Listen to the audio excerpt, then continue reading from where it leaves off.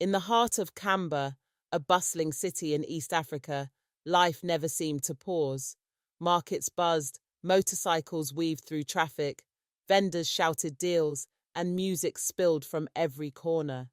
Yet down one forgotten street, tucked behind layers of silence and shadows, stood a building known only in whispers, the House of Women. In one dimly lit room of that house, a woman named Sarayo stared at the ceiling every night. Laughter and loud music came from downstairs, but inside her heart, a deep silence echoed. At 29, Sarayo was a vision of beauty. Even other women envied her piercing eyes. Men from all parts of the city lined up for just one night with her. But Sarayo felt hollow. She wasn't there for pleasure. She was there to survive. Her past was filled with loss, orphanhood, betrayal, poverty. The world had taken everything from her, so she gave it her body in return. Yet something inside her refused to die. A faint voice, like a breeze against a storm. Each night, just before sleep, she whispered, "God, if you're real, forgive me, save me." And one rainy night, as thunder rolled and power failed, someone knocked. A man stood at the door, calm, with eyes that seemed not to see her but know her. He said, "Sarayo, I come from God, not to take, but to give, to cleanse." Sarayo laughed bitterly. "You're like all the others, good with words." But the man didn't smile. He simply said, "If you can spend just 7 nights alone with yourself and God, not selling your body, just listening, you will find what you lost. The light that was stolen from you will return." Sarayo laughed again, but something inside her shook. That night, for the first time, she said no to a customer who placed a fat stack of money on her table. Sarayo stayed in her room all day. She opened her window and let the light in. She removed her jewelry and left her thin gold necklace by the sill.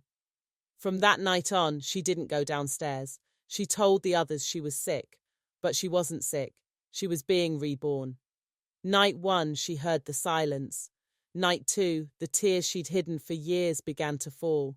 Night 3, she began forgiving herself. On the 4th night, she remembered her mother's braided hair and the prayer beads in her hand. Her heart trembled. Night 5 brought a dream. She was trapped in darkness, but a glowing hand reached out and pulled her free. Night 6, she smiled for no reason. A warmth grew in her chest, and on the 7th night, at dawn, she heard a voice, not with her ears, but deep within her soul. "You are my daughter. You always were. Now rise." Sarayo rose, took a deep breath. Light from the sunrise kissed her face, and from that day forward, she was never the same. When she finally stepped out of her room after a week, silence fell. She wore a plain dress. Her face was serene. Her gaze no longer held surrender but purpose. The madam of the house stared. "You weren't sick?" Sarayo smiled. "No, I was healing," and she never returned to her old room. Instead, she stayed in the courtyard, watered the dying flowers, spoke to the other women, not with pity but with sisterhood. She looked at each one as if seeing something sacred within them, and strange things began to happen. Every man who looked at Sarayo felt something change. One longtime client burst into tears upon seeing her, confessing he couldn't be the same anymore. News began to spread, a woman who could shift hearts with a gaze, and slowly the women stopped selling themselves. Only 2 rooms remained active in the once busy house. The rest were quiet. The women who remained started cleaning. They tore down dark curtains, painted the walls. More light entered. People came not for pleasure, but for prayer. With the help of a humble preacher from the neighborhood, Sarayo and the women turned the place into a sanctuary, a refuge for the wounded. That night, for the first time, a small bell rang in the courtyard. This is no longer a house of shame, this is a house of hope. Word reached every alley in Kamba and beyond. Women from distant towns made journeys to the city to meet Sarayo. Caravans of donations arrived. A small market emerged beside the house, where the women sold bread, crafts, and handmade cloths. Sarayo, in her simple dress, sat in the yard each day listening, her eyes still healed.